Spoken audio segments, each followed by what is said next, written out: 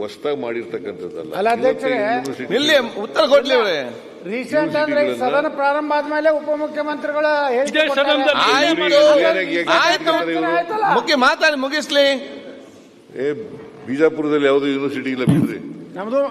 ನಮ್ದು ಇದು Bagalkot horticulture university ಬಂದ್ ಮಾಡ್ತಾ ಇದ್ದೀವಿ. ಆಯ್ತು, ಬಿಜಾಪುರ ಕ್ಯಾಬಿನೆಟ್ ಸಬ್ ಕಮಿಟಿ ಮಾಡಿದೀವಿ. ಅವರೆಲ್ಲರೂ ಸಾಧಕ ಬಾಧಕಗಳನ್ನು ಪರಿಶೀಲನೆ ಮಾಡಿ ರಿಪೋರ್ಟ್ ಕೊಡ್ತಾರೆ. ಕೊಟ್ಟಿಲ್ಲ. ಇದು ಕ್ಯಾಬಿನೆಟ್ ನಲ್ಲಿ ಚರ್ಚೆ ಆಗಿಲ್ಲ. ಇದು ಪ್ರಿಮೇಚ್ಯೂರ್ ಅಂತ ಅನ್ಸುತ್ತೆ ನನಗೆ. ಇದನ್ನು ಮಾಡಬೇಕಾದಂತ ಅಗತ್ಯ ಇಲ್ಲ. ಚರ್ಚೆ ಮಾಡಬೇಕು. ಅಡ್ಜರ್ನ್ಮೆಂಟ್ ಮೋಷನ್ ಮೂಲಕ ಚರ್ಚೆ ಮಾಡೋ ಅಂತ ವಿಚಾರ ಅಲ್ಲ. ಎಲ್ಲ ಕಲಾಪಗಳನ್ನೆಲ್ಲ ಬದಿಗೊತ್ತಿ ಚರ್ಚೆ ಮಾಡಬೇಕು. ಇದು ಅಷ್ಟೊಂದು ಇಂಪಾರ್ಟೆಂಟು. ಮೊನ್ನೆ ನಡೆದಿರ್ತಕ್ಕಂಥದ್ದು ತೀರ್ಮಾನ ಮಾಡಿದ್ದೀವಿ. ಆ ಥರದ್ದೇನೂ ತೀರ್ಮಾನ ಆಗಿಲ್ಲ. ಅದರಿಂದ ಈಗ ಆತಂಕ ಪಡಬೇಕಾದಂತ ಅಗತ್ಯ ಇಲ್ಲ. ನಾವು cabinet sub committee meeting report ಬಂದ ಮೇಲೆ ಕ್ಯಾಬಿನೆಟ್ನಲ್ಲಿ ತೀರ್ಮಾನ ಮಾಡಿ ಮುಂದುವರಿಸಬೇಕು ಅಂತ ಬೇಕೋ ಬೇಡವೋ ಅಂತ ತೀರ್ಮಾನ ಮಾಡ್ತೀವಿ. ದಯವಿಟ್ಟು ಮುಚ್ಚಬೇಡ ಅಂತ ನಾವು ಪ್ರಾರ್ಥನೆ ಮಾಡ್ತೀವಿ ತಮಗೆ ಸರ್. ದಯವಿಟ್ಟು ಮುಚ್ಚಬೇಡ ಅಂತ ನಾವು ಪ್ರಾರ್ಥನೆ ಮಾಡ್ತೀವಿ ತಮಗೆ. ಏನ್ ಆತಂಕ ಅಂದ್ರೆ ಮುಖ್ಯಮಂತ್ರಿಗಳು ಹೇಳ್ತಾ ಇರೋದು ಬೇರೆ, ಉಪಮುಖ್ಯಮಂತ್ರಿಗಳು ಹೇಳ್ತಾ ಇರೋದು ಬೇರೆ. ಏನಂತ ಹೇಳ್ತಾ ಇದ್ದಾರೆ? ಉನ್ನತ ಶಿಕ್ಷಣ ಸಚಿವರು ಬೇರೆ. 3 ಜನನು ಡಿಫರೆಂಟ್. ಇಲ್ಲ ಎಲ್ಲ ಒಂದೇ ಹೇಳ್ತಾ ಇರೋದು. ಒಂದೇ ನಿಮಿಷ ಸರ್, ಒಂದೇ ನಿಮಿಷ. ನಮ್ಮ ಇವರು ಡೆಪ್ಟಿ ಸಿಎಂ ಅವರು ಪತ್ರಿಕಾ ಹೇಳಿಕೆ ಕೊಟ್ಬಿಟ್ಟಿದ್ದಾರೆ. ಈ ತರ ನಮ್ಮ ಸಮಿತಿ ನೇಮಕ ಆಗಿತ್ತು, ಅದರಲ್ಲಿ ನಾವು ಮುಚ್ಚಬೇಕು ಅಂತ ತೀರ್ಮಾನ ಹೇಳಿಕೆ ಕೊಟ್ಬಿಟ್ಟವ್ರೆ. ಈಗ ಅಲ್ಲ, ಒಂದೇ ನಿಮಿಷ.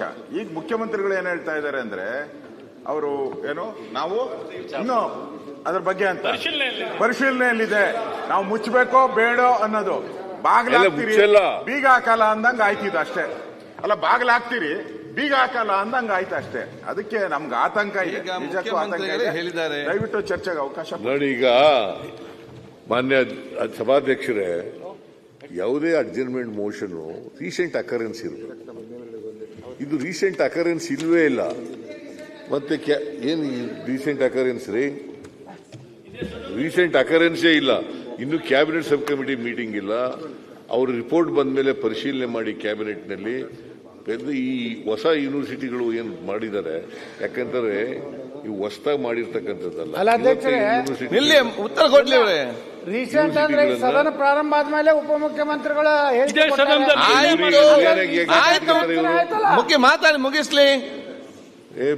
ಬಿಜಾಪುರದಲ್ಲಿ ಯಾವ್ದು ಯೂನಿವರ್ಸಿಟಿ ಇಲ್ಲ ಬಿಡ್ರಿ. ನಮ್ದು ಇದು ಬಾಗಲಕೋಟೆ ಹಾರ್ಟಿಕಲ್ಚರ್ ಯೂನಿವರ್ಸಿಟಿ ಬಂದ್ ಮಾಡ್ತಾ ಇದ್ದೀವಿ. ಆಯ್ತು, ಬಿಜಾಪುರ ಕ್ಯಾಬಿನೆಟ್ ಸಬ್ ಕಮಿಟಿ ಮಾಡಿದೀವಿ. ಅವರೆಲ್ಲರೂ ಸಾಧಕ ಬಾಧಕಗಳನ್ನು ಪರಿಶೀಲನೆ ಮಾಡಿ ರಿಪೋರ್ಟ್ ಕೊಡ್ತಾರೆ. ಆ ರಿಪೋರ್ಟ್ ಕೊಟ್ಟ ಮೇಲೆ ನಾವು ಕ್ಯಾಬಿನೆಟ್ ನಲ್ಲಿ ಇಟ್ಟು ಅದನ್ನ ಪರಿಶೀಲನೆ ಮಾಡ್ತೀವಿ. ಪರಿಶೀಲನೆ ಮಾಡಿ ಆಮೇಲೆ ಮುಂದುವರಿಸಬೇಕೋ ಬೇಡವೋ ಅಂತಕ್ಕಂಥ ತೀರ್ಮಾನ ಮಾಡ್ತೀವಿ. ಓಕೆ, ಈಗ ಇದನ್ನು ಮುಂದಿನ ವಾರ ನಾನು ಚರ್ಚೆಗೆ ತಗೊಳ್ತೇನೆ. ಗಮನಿಸಲು ಸೂಚನೆ. NARS ದಯವಿಟ್ಟು ಸಭಾಧ್ಯಕ್ಷರೇ ಸೋಮವಾರಕ್ಕೆ ಕೊಡಿ ಅನ್ನೋದು. ಮುಂದಿನ ವಾರ ಅಂದ್ರೆ ಸೋಮವಾರಕ್ಕೆ. ನಮ್ಮ ಕಾರ್ಯಕ್ರಮಗಳನ್ನ ನೀವು ನೋಡ್ತಾ ಇದ್ರೆ ನಮ್ಮ ಚಾನೆಲ್ ಅನ್ನ ಸಬ್ಸ್ಕ್ರೈಬ್ ಮಾಡಿ, ಪಕ್ಕದ ಬೆಲ್ ಐಕನ್ ಒತ್ತಿ ನಮ್ಮನ್ನ ಬೆಂಬಲಿಸಿ. ಹಾಗೆ ನಮ್ಮ ಕಾರ್ಯಕ್ರಮಗಳನ್ನ ಲೈಕ್ ಮಾಡಿ, ಕಮೆಂಟ್ ಮಾಡಿ, ಅದನ್ನ ಬೇರೆಯವರಿಗೂ ವಾಟ್ಸ್ಆಪ್ ಮೂಲಕ ಶೇರ್ ಮಾಡಿ. ನೀವು ಹೀಗೆ ಮಾಡಿದಾಗ ನಮ್ಮ ಚಾನೆಲ್ ಇನ್ನಷ್ಟು ಮತ್ತಷ್ಟು ಜನರಿಗೆ ತಲುಪಲು ನೀವು ನಮ್ಮೊಂದಿಗೆ ಸಹಕರಿಸಿದ ಹಾಗಾಗುತ್ತೆ. ಇದು ನೀವು ಯಾವುದೇ ಖರ್ಚಿಲ್ಲದೆ ಕೆಲವೇ ಸೆಕೆಂಡುಗಳಲ್ಲಿ ನೀಡಬಹುದಾದ ಸಹಕಾರ. ಧನ್ಯವಾದಗಳು.